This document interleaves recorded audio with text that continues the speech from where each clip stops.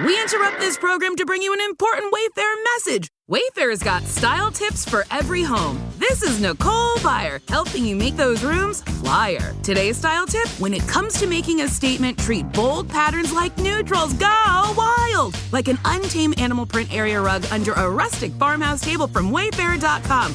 Ooh, fierce! This has been your Wayfair style tip to keep those interiors superior. Wayfair, every style, every home. Hey, I'm Ryan Reynolds. At Mint Mobile, we like to do the opposite of what Big Wireless does. They charge you a lot, we charge you a little. So naturally, when they announced they'd be raising their prices due to inflation, we decided to deflate our prices due to not hating you. That's right. We're cutting the price of Mint Unlimited from $30 a month to just $15 a month. Give it a try at mintmobile.com/switch. $45 upfront payment equivalent to $15 per month. New customers on first 3-month plan only. Taxes and fees extra. Speed slower above 40 gigabytes. See details.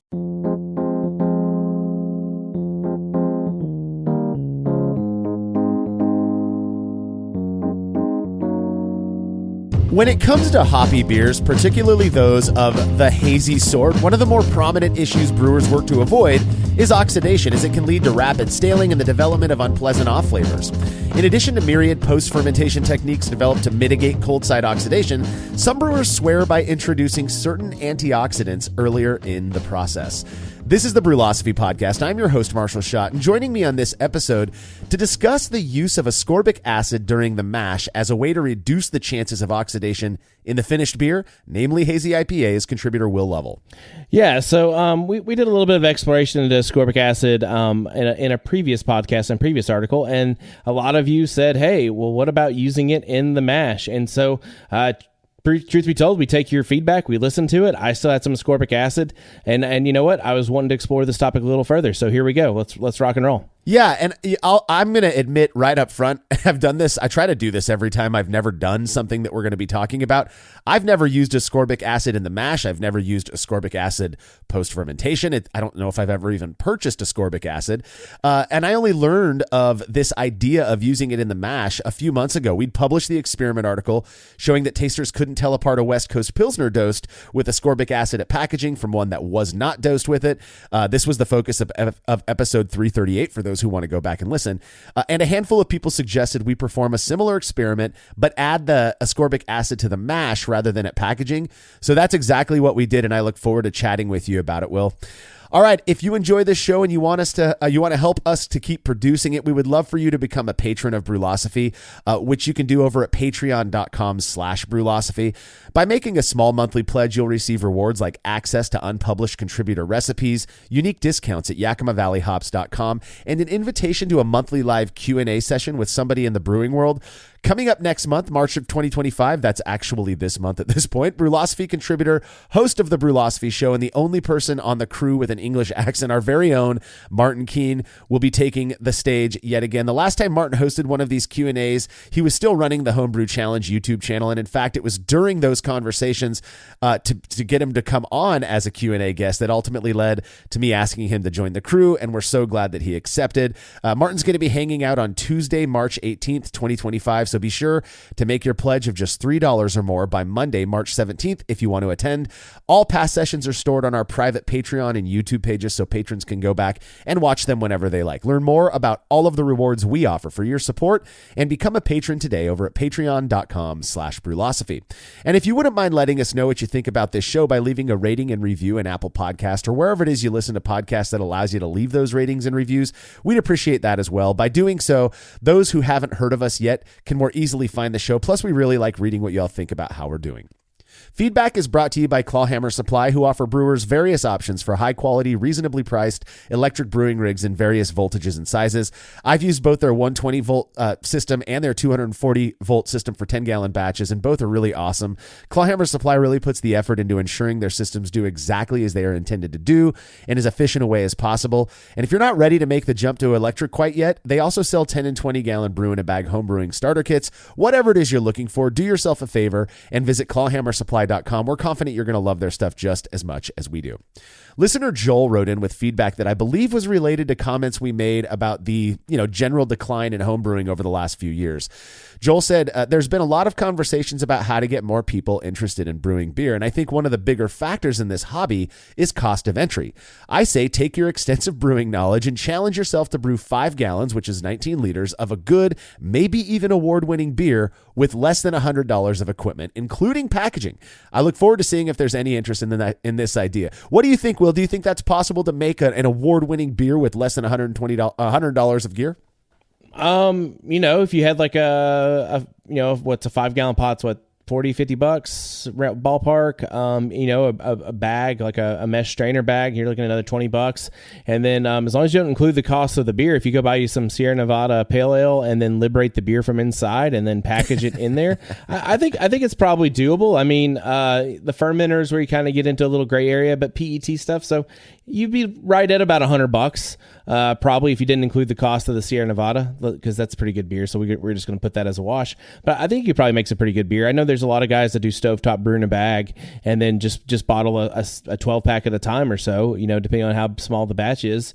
And and if you go full 5 gallon, then yeah, maybe you need to do a little more work, but I'm pretty sure you could do an award-winning beer that way. I think the thing is though, is that the people that are trying to get it on that level, they've either perfected that method for themselves because there's some time and energy. So you're going to spend more than $100 just trying to get some batches under your belt to get to that level on that system. So maybe it's a false economy in that way, but you don't have to have a $500 all-in-one kettle and stainless steel conical fermenters and glycol system and all the things that I have to make award-winning beer. But it is certainly, once you get down the rabbit hole of this hobby, that's where things tend to go. Yeah. So my first question for Joel would be if I can use the prices I paid for my gear over a decade ago, or even if I can just use not gear that maybe wasn't designed for brewing necessarily or purchased for my brewing, if I can still use that without adding to the cost at all. Because if that's the case, I can go under my stove and grab stuff that I can make a batch of beer with. I don't need specifically brewing beer. But if I'm required to go by today's prices, and it can only be gear that was just for brewing, I don't know if I could get away with $100 exactly. Now, here's the approach.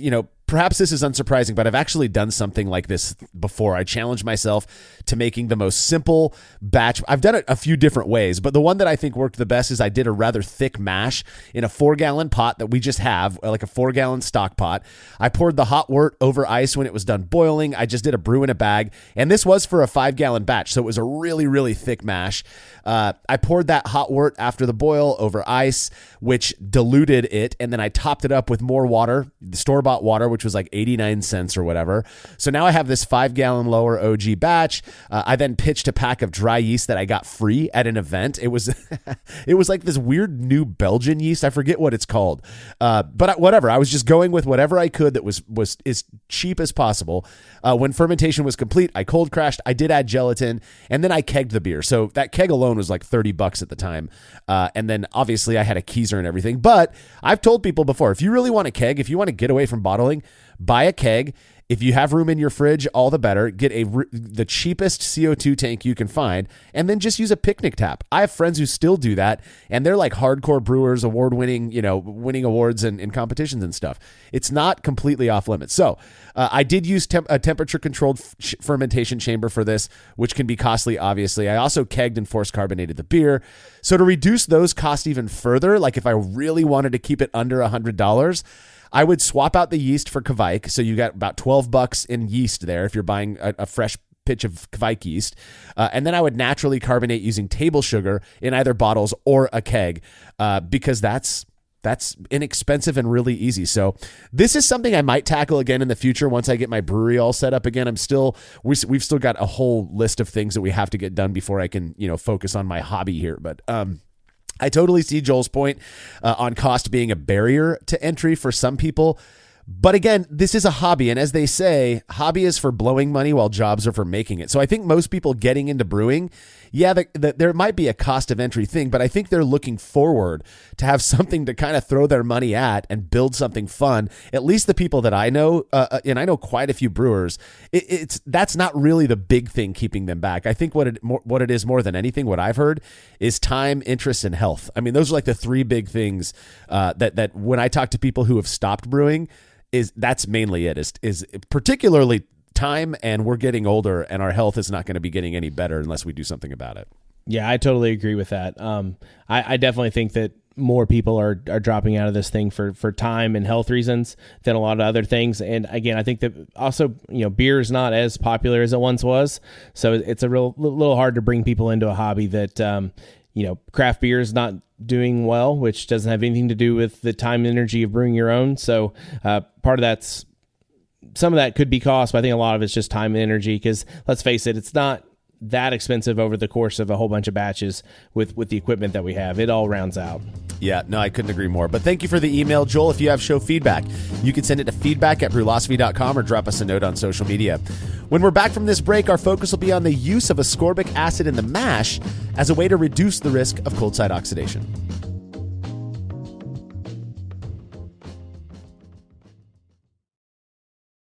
There's no denying that stainless steel is the best material for brewing equipment, and Delta Brewing Systems offers some of the lowest prices on high-quality stainless gear, like the Firm Tank, which in addition to holding 8 gallons or 30 liters of work, comes with a domed lid to even further reduce the chances of a messy blow-off. Plus, it can hold up to 4 psi of pressure for closed transfers. Delta Brewing Systems also has their own line of brew kettles, as well as one of the lowest-priced all-in-one electric brewing systems out there, and their prices are shockingly low. If you're in the market for legit stainless gear that won't break the bank, do yourself a favor and head over to deltabrewingsystems.com today. Check engine light on? Take the guesswork out of your check engine light with O'Reilly Veriscan. It's free. Ask for O'Reilly Veriscan today. O'Reilly Auto Parts. Serving homebrewed beer from a keg is not only awesome, but given how much easier it is than bottling, it can be good motivation to brew more often. The Komos Deluxe Kegerator is a perfect solution. With the option for up to 4 high-quality Nuka-Tap faucets, the included digital thermostat, a fan-cooled stainless tower, all wrapped in a gorgeous stainless steel exterior, the Komos Deluxe Kegerator can be built to fit any home brewery, and it comes with everything you need to get started, like tubing, CO2 tank, and regulator. There are too many features to list here, so head over to morebeer.com today to learn more about the Komos Deluxe Kegerator.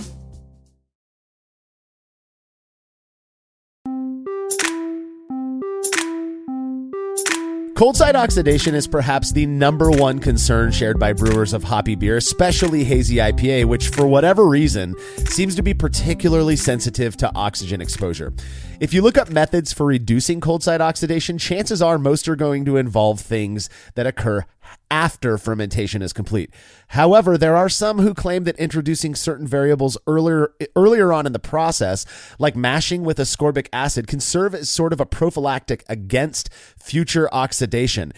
Now, if you're among those who hadn't heard of this claim until now, or who view claims like this with highly skeptical eyes, welcome to the club. It's new to me as well, and it doesn't quite make sense how doing something in the mash is going to, again, be a prophylactic for something we know can occur to beer, cold side oxidation, post-fermentation, but I'm always open to learning new stuff. So before we get too deep into it, where did this idea come from in general, Will? You're the one who performed the experiment we're going to be talking about in a minute, and when you proposed it, I had never heard of it. So it's something I'd kind of been at least aware of on some level, especially with kind of the low dissolved oxygen or no dissolved oxygen crowd. And so it's something on the side. And so one thing that kept coming up in the brew club and other places is like, why haven't we tested ascorbic acid? And so I went and bought some ascorbic acid at the homebrew shop, and you look at the label or the instructions and it says, use this at packaging. And so we did a whole experiment. There's a podcast about it. There's an article about it, about using ascorbic acid at packaging on a West Coast Pils. And one of the biggest amounts of feedback was like, yeah, but what about the mash? Like, yeah, packaging, fine. What about the mash? And so, at that point, everyone had kind of said, what about the mash? What about the mash? And so you start looking around, and most people are pointing back to like kind of a singular YouTube video where they've gotten this information from that was put out by Genius Brewing, which we'll get into a minute. But, so that feedback, I took that feedback and I took it to heart. And so then I proposed it to the crew. And I think Jordan, folks, has a little bit more, he's more in tune with some of the Lodo crowd than I am. And so I think he was pretty in tune to this. I'm not sure if he uses it or not. He'll have to answer that. I can't speak for him, but it's definitely something that, I tried it. I used the instructions on the packaging, and then immediately got flooded from all of you guys saying, hey, well, what about the mash? And so, yeah, well, what about the mash? Here we are. Yeah. So here's the thing. Just a real basic. Ascorbic acid has been used for a long time in the food and even wine industry because it's a known antioxidant, right? We know that ascorbic acid has these antioxidative effects when used in certain ways in food and wine. And for wine, I was just Googling it, trying to figure out like, where did this idea even come from? It's been used in wine, primarily white wines, apparently, because it prevents oxidative browning and ultimately staling of these types of wines. So it makes sense to kind of carry that over into beer. The part that got me was the use in the mash. And you're right. I mean, I get all of the notifications as well in my email, as do you, Will, when people are commenting on experiment articles or whatever. And we got so many people saying, well, yeah, the post-packaging ascorbic acid one wasn't significant because you used it wrong. The way you're supposed to use it, according to Genius Brewing, which is a great YouTube channel, brewing YouTube channel, is that you're supposed to use it in the mash, and you don't even have to use that much. It was this whole thing, and I'll be honest, I love the fact that there are folks out there, producing brewing content that we all get to consume. It's wonderful. We do the same thing. And Genius Brewing is no exception. They're awesome, great YouTube videos. That doesn't mean I'm not going to view some of the claims that people make with a skeptical eye. That's my nature. And so we're going to go through most of this segment, I'll be honest, is going to be information that we pulled from Genius Brewing, as well as the article that Peter from Genius Brewing refers to, because he's the one where we got this information from. So this is not necessarily a criticism. I just want to give that disclaimer, but we are going to go through and some of our commentary will be on questioning the claims that Peter made in that video. Okay, but before we dive into all of this video, I just want to kind of make a disclaimer. So Genius does sort of talk about using it in packaging a little bit, but in the wine industry and as well with packaging and beer, ascorbic acid needs sulfur to be involved in all this. That's why it's really commonly used in the wine industry with, potassium metabosulfite or sodium metabosulfite or some kind of sulfite to kind of get that sulfur involved to help produce those antioxidants. So, and even in beer, I think a lot of people are going to use some kind of Camden or potassium metabosulfite, sodium metabosulfite, along with their ascorbic acid at packaging. So just a little disclaimer before we dive into Genius. And he does mention packaging, but he just says that he's going to use it more in the mash, which is what we're about to dive into. Yeah, so I rewatched the video, and I tried to write down all of the points that Peter makes in that video. So this video was published in November of 2021. It's titled "One Ingredient We Use in Every Beer: Ascorbic Acid and Why Ascorbs Makes Beer Better." They claim that to use the ascorbic acid as a beer stabilizer, particularly for hazy IPAs or anything that's dry hopped and beers with a heavy crystal malt load. Now, Will, you dug into it more than me, but you did get your hands on the research article that it sounds like Genius Brewing references to come up with these ideas. Right. And so, yeah, he links an article in that YouTube video. It's kind of behind a paywall, so I was able to kind of get around and find more than just the abstract. But the influence of Maillard reaction products, which is what I'm assuming is kind of crystal malts, have on, oxidative flavor stability. And total disclaimer, the article, no offense to the people that wrote it, but it was a very difficult and not straightforward read. It's an awfully written article. Just say it like it is, man. This is science. I don't know how that thing got published. It's so bad. It was a pretty terrible article. But yeah, it is talking about the influence of Maillard reactions. And so I think that's part of where it's referring to like crystal malts and mostly things of that nature. But ironically, for their control with ascorbic acid, they actually used Pilsner beer is what they called it for the control. But anyways, we can dive into that a little bit more. But yes, so most of this article is around crystal malt laden beers that have Maillard reaction products in it. and trying to avoid oxidative effects in those beers, which there's a lot out there, opinions and, probably some evidence alike, but about the, tendency for beers made with a decent proportion of crystal malt being more sensitive to oxidation as well. Hazy IPAs, at least the recipes that I've seen, don't generally have crystal malt, so I'm not entirely sure where the idea to use ascorbic acid in the mash for hoppier beers, how they made that tie. The Genus Brewing folks made that tie, but they did, and their recommendation is that you add 3 to 5 grams to your mash per 5-gallon batch, of course.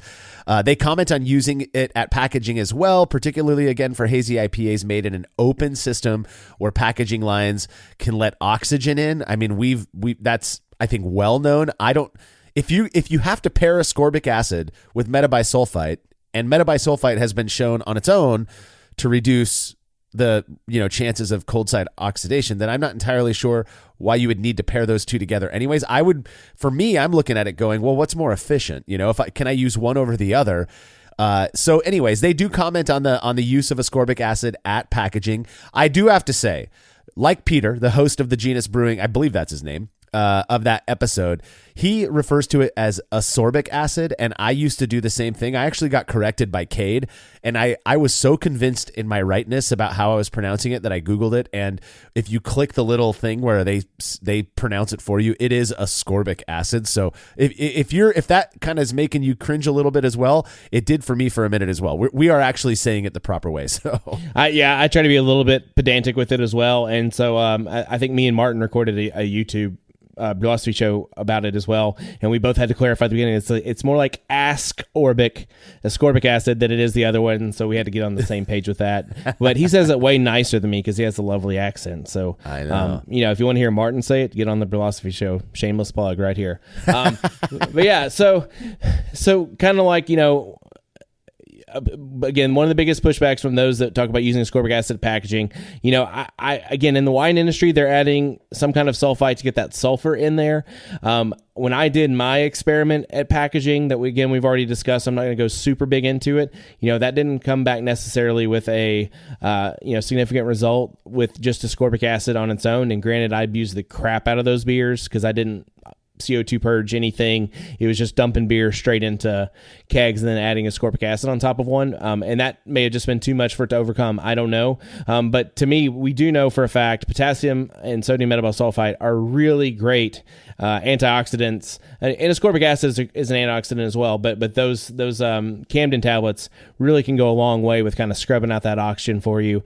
And so to me, I don't know why I would use it at packaging, but that's why I guess the video Genus Brewing produced, claims that we should be using it in the mash, right? Well, and it's part of what made the video so interesting, and I think rightfully so. He's making a claim, or Genus Brewing is making this claim that without even basically, it's supported by their anecdotal experience. This works, and you already mentioned this, and I want to try to I want to be very clear when we quote something. I'm going to say I'm quoting it because I don't want to mince their words. Genus Brewing said, quote, "One of the biggest pushbacks I get comes from people who use ascorbic acid at packaging." And I'm wondering if that pushback is people who are using it and not seeing any beneficial effects. And that's why he did the video, right? To say that's because you got to use it in the mash. So that was ultimately the impetus for the experiment that we're going to discuss in the next segment. Now, why does Genus Brewing claim, at least, to use it in the mash? Quote, they say, "It creates different compounds throughout the mashing and boiling process that make your beer more shelf stable." They claim that using ascorbic acid in the mash, quote, "will lead to a number of reactions that create compounds that would normally come from doing a decoction mash or a really long boil that are known to make historical styles very, very shelf stable." Now, I'm not entirely sure I understand how we get from adding ascorbic acid or vitamin C to the mash, and that it somehow creates the same thing that a decoction mash or a long boil does, which to me, he's referring to Maillard reactions there. How does ascorbic acid, and now, mind you, you commented on the sulfites being necessary or some element of sulfur, right, being necessary for the ascorbic acid to do its magical thing. And they say, Genus Brewing does say that you get enough sulfur from just the malt during the mash for that to happen anyways. I don't know where the evidence is for that, but that's the claim they make. Yeah, I don't know either. And then I'm also a little bit curious about like this, decoction mashing, like and how the claim that Ascorbic basically creates a similar claim that, and does decoction mash really increase shelf stability? Like have you heard that claim, Marshall, before?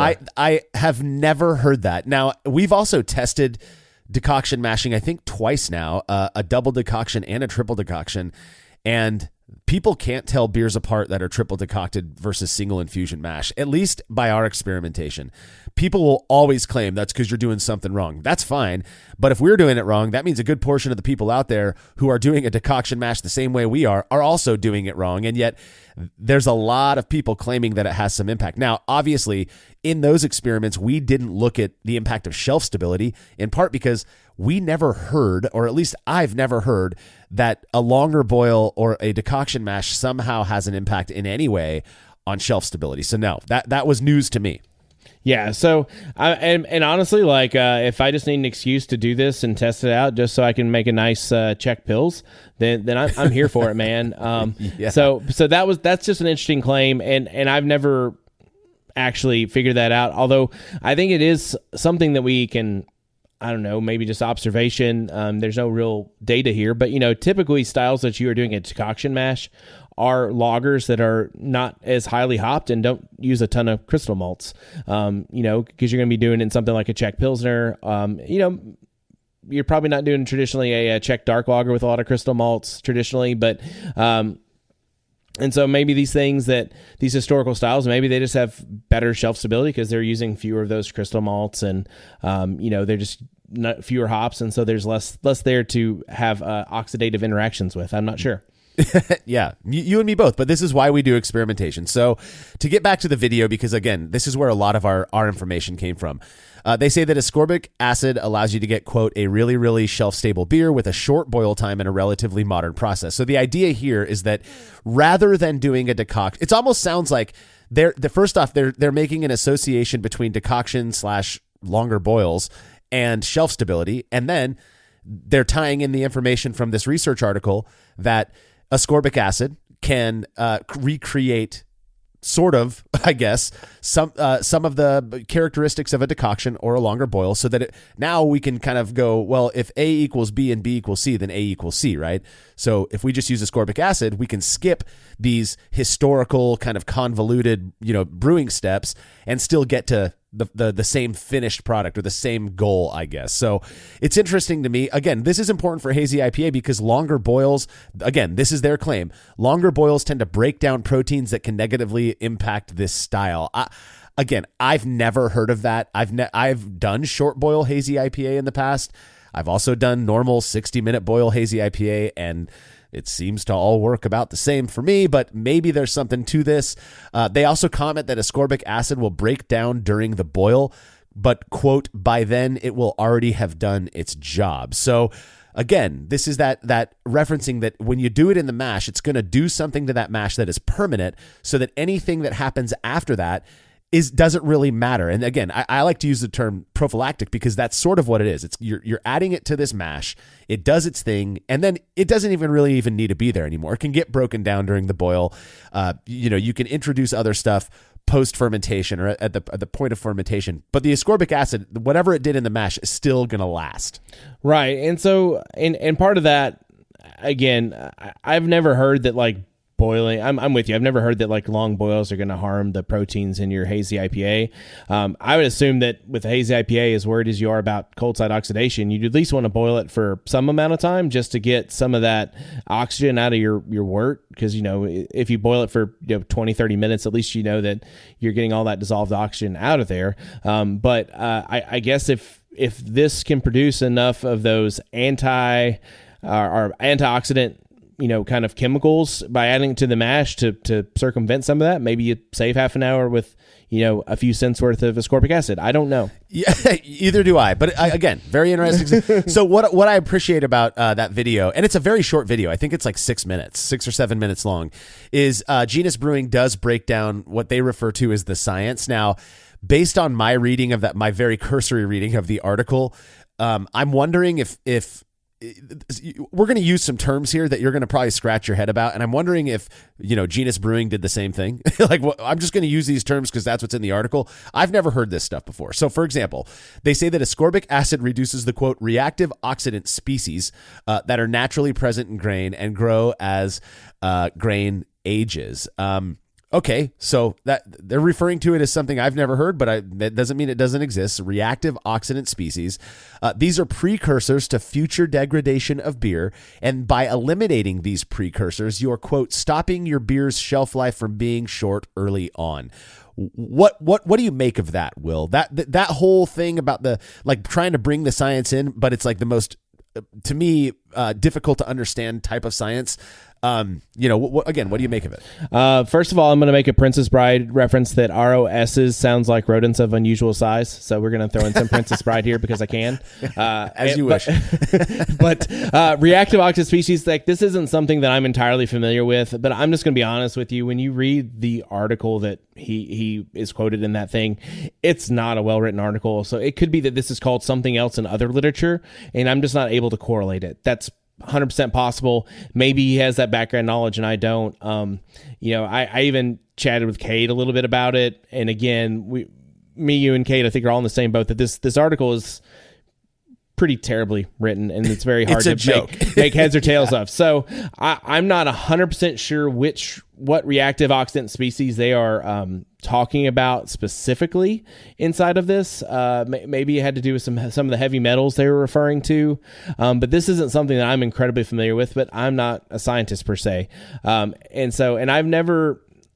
not sure I've really heard about the correlation of grain age to shelf stability.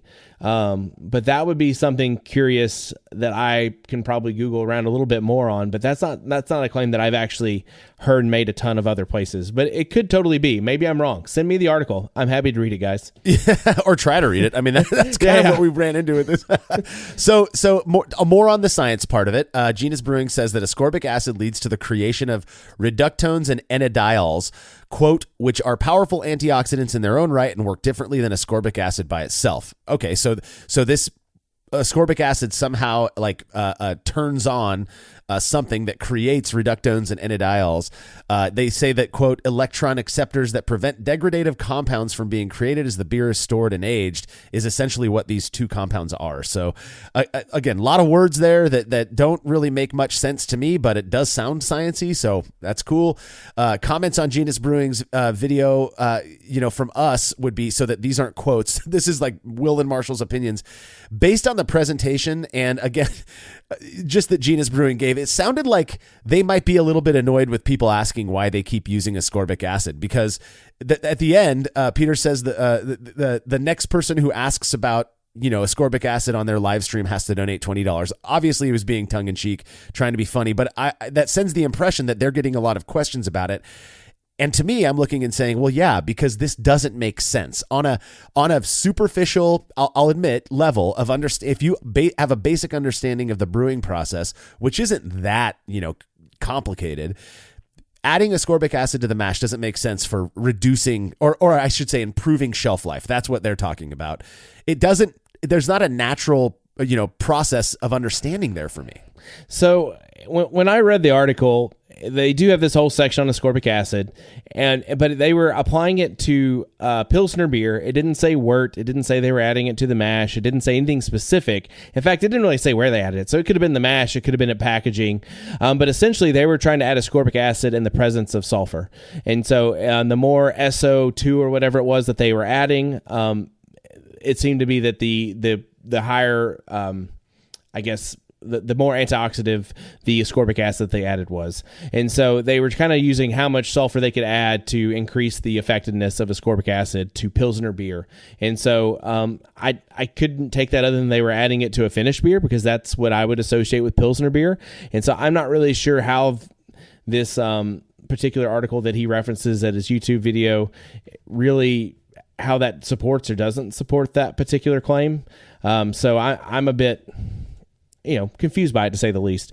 So I would, again, I'm not saying that it doesn't do it. It's just the particular article link that he put in his channel video. And again, that's from November 2021. Who knows what else could have come out or been going on since then or before then that we just didn't see. But I just didn't see the support for it in the particular article that he put there, unless he just happens to know something about how that experiment was performed that I don't. Well, and I think that's the point is when we talk about this often, I don't mean to go too meta here, but when you have a platform that people are listening to you on, there's a couple different, things that you have to consider. One is no matter how hard you try not to be a quote authority, people are going to view you as such. And with that, I think comes massive amounts of responsibility. Do you want to be the know-it-all, sanctimonious person who's making claims and telling people, just trust me because I make good beer?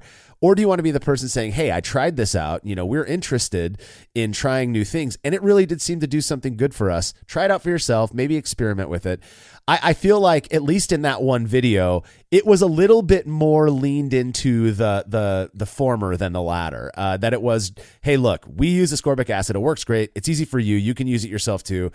Give us $20 if you ask about it again, And so the one thing I will say is I understand where they're coming from, and I love the fact that people are trying out new things. It also inspired us to play with it a little bit and opened our eyes to this new idea in brewing. So I'm cool with that.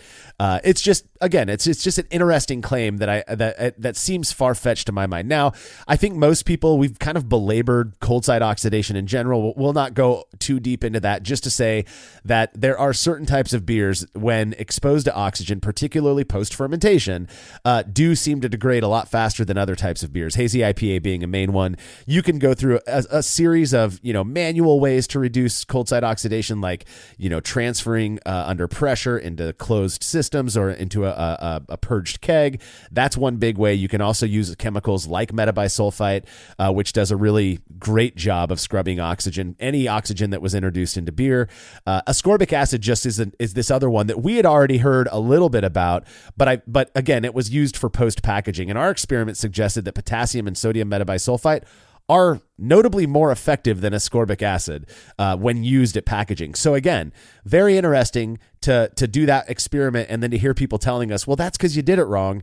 And hence we did, design this new experiment. Now, the article that we're talking about, the research article, again, was focused on Pilsner, not Hazy IPA. But because of the claim of Genus Brewing and the people who watched that video and came and commented or suggested that we do this, ascorbic acid in the mash experiment, we did focus on Hazy IPA, the description of which, according to the BJCP, is an American IPA with intense fruit flavors and aromas, a soft body, smooth mouthfeel, and often opaque with substantial haze, less perceived bitterness than a traditional IPA, but always massively hop forward.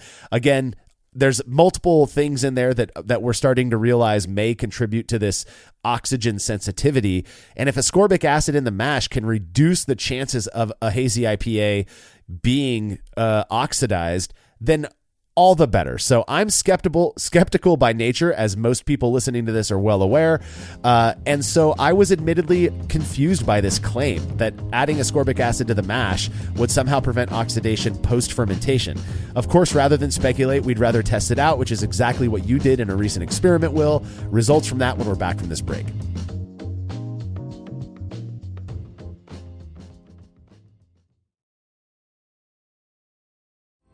Chilling work can be a chore, especially after a long brew day, but not with the Xchillerator Counterflow Chiller, which can chill a 5-gallon or 19-liter batch of wort in 5 minutes or less, leading to a strong cold break and clear wort in the fermenter. Brewlosophy's Matt Del Fiacco uses the Xchillerator Max and absolutely loves it. In addition to improved chilling efficiency, every Xchillerator comes with a 5-year warranty that covers the entire chiller for manufacturer defects. If you're looking to up your chilling game and a CFC is right for you, head over to xchillerator.com today.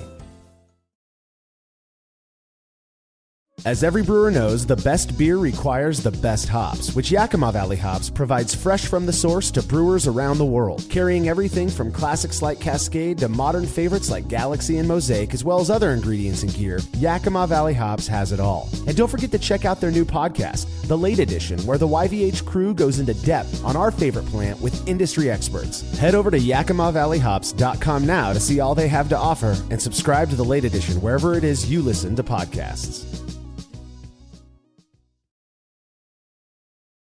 We all know that designing recipes is really fun, and doing it well is so much easier with good software. We at Brewlosophy recently made the switch to Brewfather, and honestly, y'all, we could not be happier. Brewfather utilizes the latest technology to bring you the most robust cloud-based recipe design software that can be accessed anywhere, on your phone, tablet, desktop, and even offline. It also works seamlessly with numerous third-party devices to make it easier to monitor every step of your brew. I know change can be difficult, but trust me when I say you need to go to brewfather.app today to try it out for yourself. That's brewfather.app.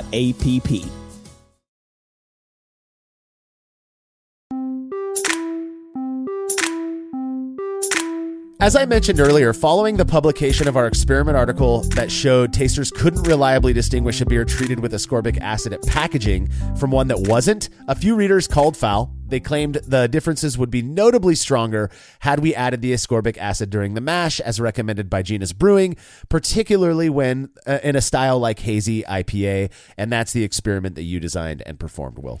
Hey, who am I? If it's something that's going to decrease cold side oxidation, I'm willing to throw the kitchen sink at it, especially when that ingredient only costs a few bucks. So what do I care? Let's put it to the test. So to do this, I made dual 5.5 gallon batches of Hazy IPA. Probably not one of my favorite or most notable styles, but hey, I can make one if I got to.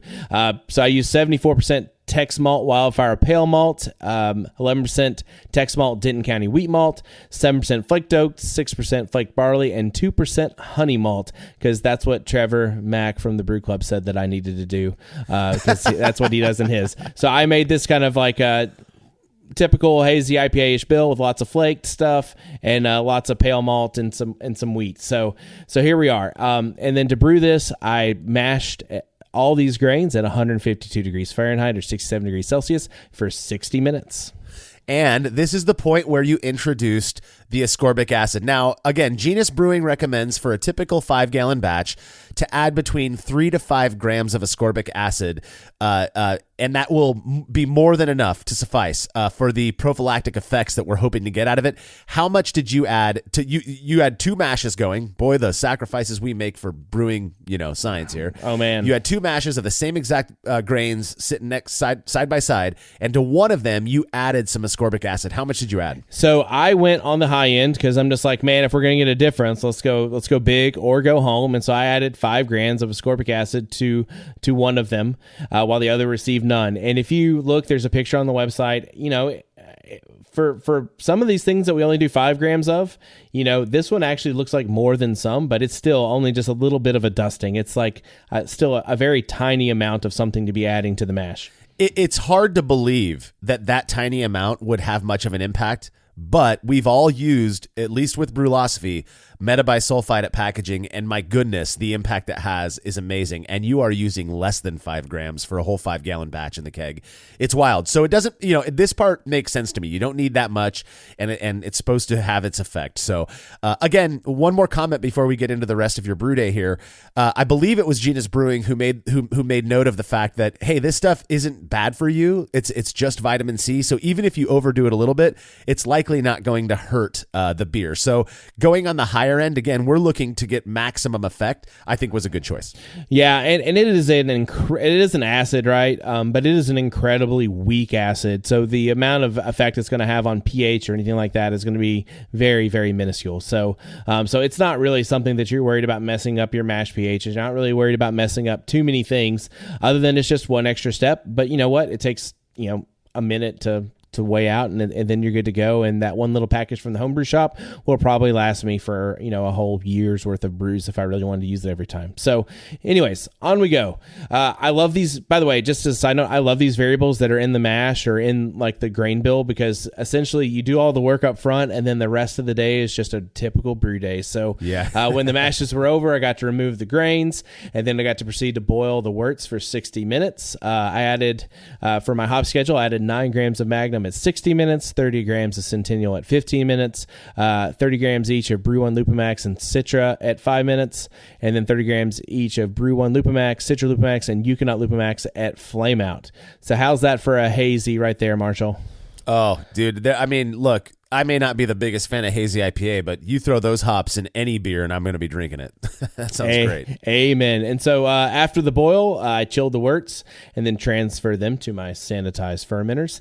And then I got an OG for both of them that set it right around 1063. Perfect. I mean, that's your perfect IPA OG. Also, testament to your consistency of your process. Both of these batches, despite being mashed and boiled in separate systems, both landed at exactly the same OG. So that's always good to see. Well, not only that, like when you did them, because I use a digital refractometer from Milwaukee. What's the Milwaukee Labs or whatever they're called, and I hit 15.4 bricks on each. So to hit them on bricks, even to get those identical, that is like it's a challenge, because you get a few more point decimal numbers there to get to the same 1063 if you're converting from bricks to to gravity readings. So anyways, not to toot my own horn, but I was very proud of that. But actually, I'm tooting my own horn. Never mind. But anyway, so after they're cooled, I pitched a single pouch of Imperial Yeast I-22 Capri into each wort. That's one of their Imperialis strains. I believe it's a hybrid with a Kveik and something else, but it's supposed to be really good for hazy IPAs. And so based off of the packaging, this is the first time I used that yeast. I fermented the beers at about 77F or 25C for 4 days before dry hops were added. And then for dry hop additions, I did 60 grams each of Brew 1 Lupamax and Euconaut Lupamax, along with 30 grams of Citra Lupamax. So you keep saying Euconaut, but it's actually Equinaut. The story behind that one, I'll let people search out for themselves, but it's actually pretty cool. The hop was originally Equinox, and they got cease and desist for calling it that, and they went with Equinaut, and I think that's kind of fun anyways. But again, awesome hop selection for these beers. I mean, there's no way this isn't going to be an in-your-face hoppy beer, and that I-22 Capri really is. They like you said, it's this hybridized yeast that is specific to Imperial yeast, their Imperialis line. And if you've had a beer with it, you know just how fruity that yeast on its own, the fruitiness it throws off. So pretty cool design altogether here. Yeah, I'm sorry. I'm just used to the term equinox having a Q in it. So, maybe. But I just look at it for like weird sciencey things like, solar equinoxes and lunar equinoxes, whatever.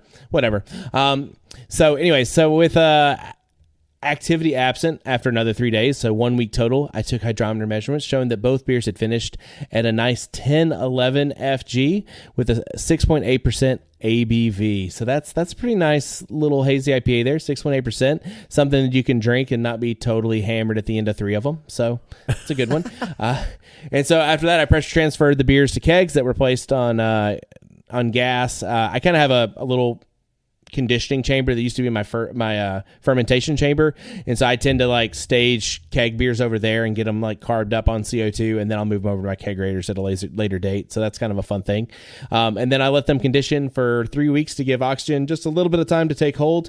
In my experience, oxidation on these kinds of beers takes place really quick, and so usually within a week or two you can tell a difference with oxidation as far as the beers taste. And I could say from the first week that I tried it versus week 3, I at least I thought I could observe a difference just based off my tasting. Granted, I can't do blind tastes 3 weeks apart, but to my palate, they tasted different with my unobjective, anecdotal experience. And so then we started to, pour them out, and then it was about time to serve to tasters. But as far as appearance goes, I thought that they looked pretty identical, very much the same.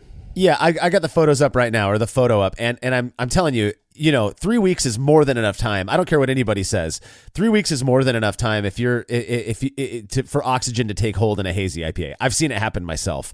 I've had oxidized hazy IPA in experiments that I've performed within like 5 days. I mean, it's gross. It's awful. And one of the telltale signs of that oxidation having occurred is a change in color of the beer.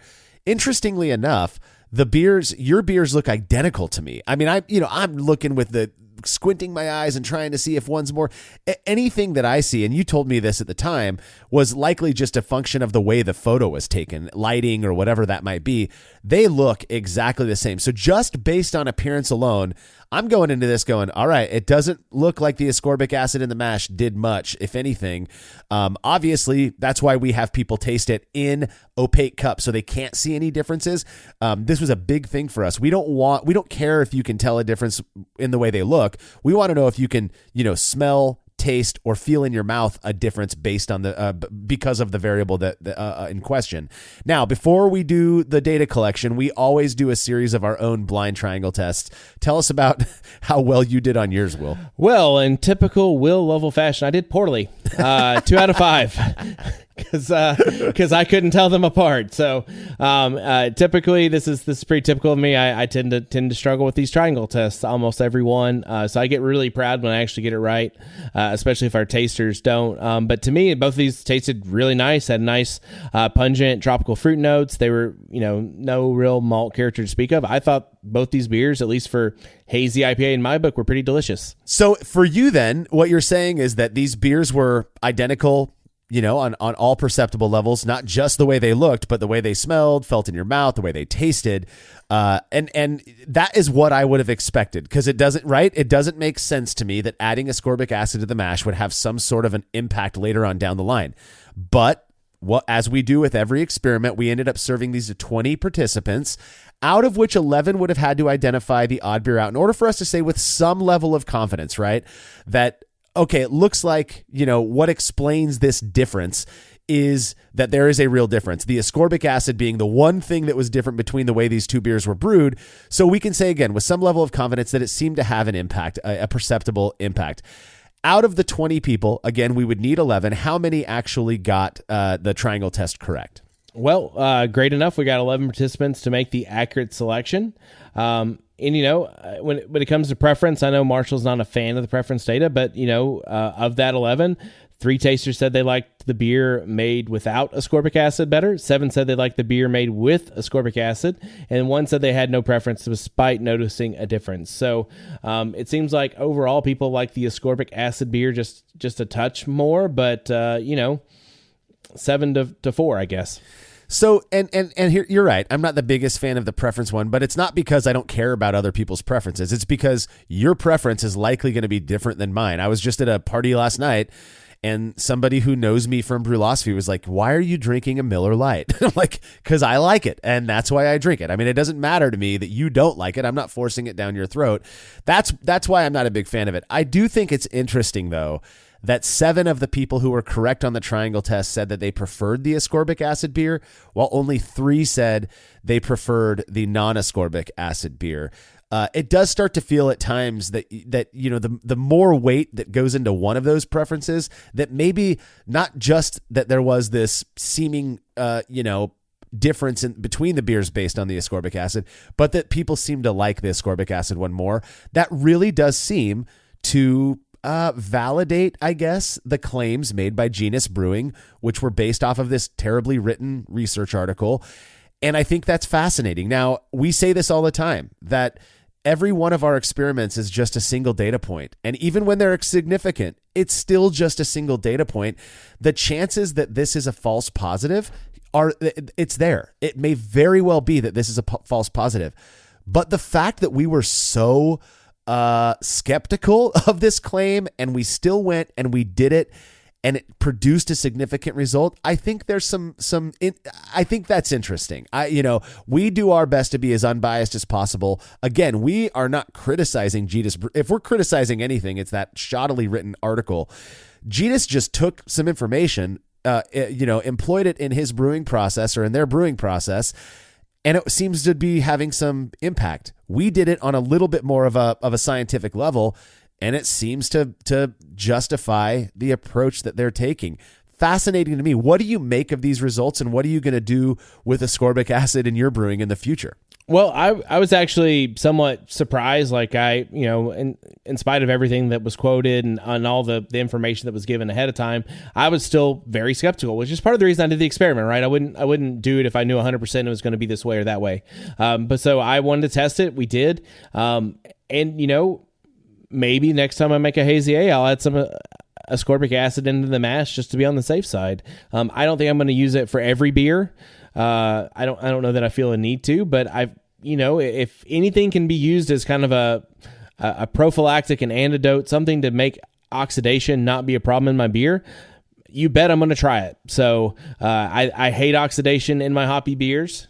So if I have another kind of like tool in the tool belt to go use to prevent oxidation from happening in our hoppy styles, I think it's worth a shot.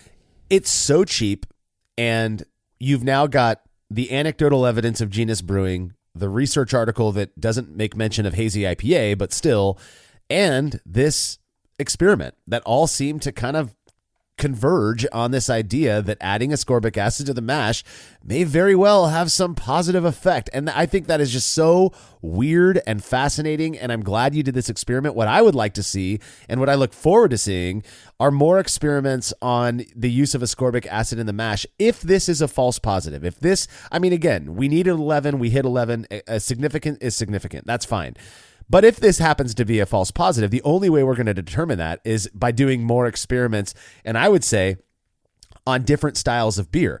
I would like to see ascorbic acid being used in a Pilsner, ascorbic acid in the mash, by the way, being used in a pale ale or in a stout or in other styles to see if it has some impact. Because if it does, and you can just add a little bit to your mash. It's so cheap. That's such an easy thing to do. Even if you're doing it just to feel good about yourself, you're not adding any extra work to your brew day, or very little extra work.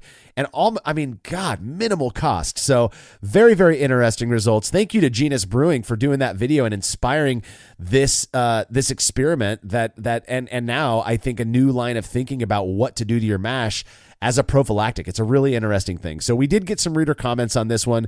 I pulled a couple out that I thought were interesting. The first one comes from Simon H., who says, if you're adding acid to your mash to adjust the mash pH, it makes sense to add a type of acid that will also reduce oxidation. I've tried this, but I bottle conditioned, which I've concluded is not a packaging method compatible with the Hazy IPA style. It's way too much opportunity for oxidation, even with the acid. I do want to comment real quick, setting aside the ascorbic acid bit, because I know I'm assuming you're going to comment on the pH impact of ascorbic acid, but you can absolutely bottle condition Hazy IPA. You have to develop a process for doing so, though, that eliminates as much oxygen ingress as possible, and that usually is going to require some sort of a closed transfer system, which again is going to likely the easiest and cheapest way to do that is going to be through the use of a keg. And if you already have a keg, then you might as well just keep it in the keg and not put it in bottles, but whatever.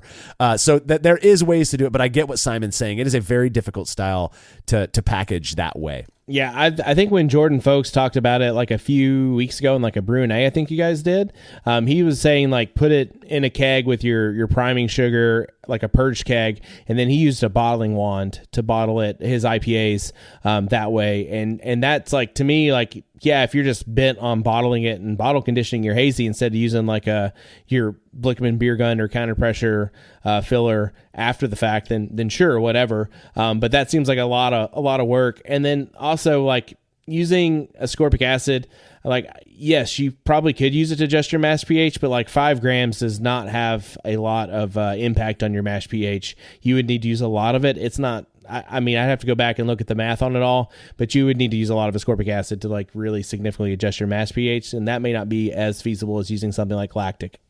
Well, you're going to have to use a lot more of it, and I think it's actually a worthy experiment in itself is, well, if I use enough ascorbic acid to adjust my mash pH down to where I want it to be, is that going to have a stronger prophylactic effect? Is it going to change the flavor on its own because of the whatever flavor contribution of the ascorbic acid? Again, more fodder for future experimentation. Thank you for that comment, Simon. Next comment comes from Jacob on Facebook, who said, how would ascorbic acid in the mash and oxygenating the work? Would it cancel each other out? This is something that has come up a lot, particularly since the Hazy IPA thing got started. The Lodo stuff, right? As the whole Lodo, or I think some people are calling it LOB, low oxygen brewing now. When that came out, people were going, but wait a minute, you're supposed to oxygenate your wort, and you're saying that oxygen needs to be eliminated at all points. Like, what is that? And I get where Jacob's coming from as well. If you're adding ascorbic acid to the mash and still oxygenating the wort, and that ascorbic acid is supposed to reduce the risk of cold site oxidation, I think what we need to remember, and I'm curious what your thoughts are, is this claim that Genus Brewing makes that once it's in the mash, it does its work. So post-boil, right, you're oxygenating after the boil. The ascorbic acid bit is kind of done and over with. It's already done its work. So I don't know if oxygenation of the wort would necessarily, again, I'm saying I don't know whether it does or doesn't, in some way degrade the impact of the ascorbic acid. Right. So again, the ascorbic acid is going to lead to the creation of reductones and what is it? Enediols? Is that how it's pronounced? I'm not really sure. And those are antioxidants. And so essentially, what's going to happen is you're going to the boil and you're oxygenating, but those reductones and other compounds are still living there, is supposedly the thought process behind it. I don't understand the science enough to confirm one way or another, but that's the thought process. Even though you went through the boil, even though you oxygenated your wort, these kind of antioxidants that you created during that mash are still going to be there and help consume oxygen after the yeast job is done, supposedly. That's our speculation, and that's also all we've got on using ascorbic acid in the mash for a hazy IPA. Again, major kudos to Genus Brewing for bringing this to the forefront of our minds so that we could experiment with it. I look forward to seeing more experimentation on the topic. Please don't forget to subscribe to our YouTube channel, The Brewlosophy Show, at youtube.com/@TheBrewlosophy Show. That's the @ symbol followed by The Brewlosophy Show, no umlaut needed. If you're listening to this podcast, we're sure you're going to love the videos Martin's creating over at YouTube as well. And as always, you can read more about the experiment we discussed by clicking the link to the article on brewlosophy.com in the description of this episode.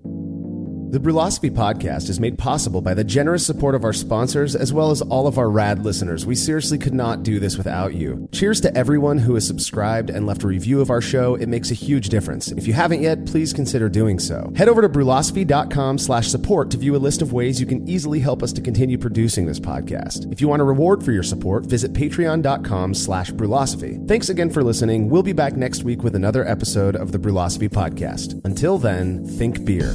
Start off the morning with some hot tea, lemon and honey cause it suits my bro.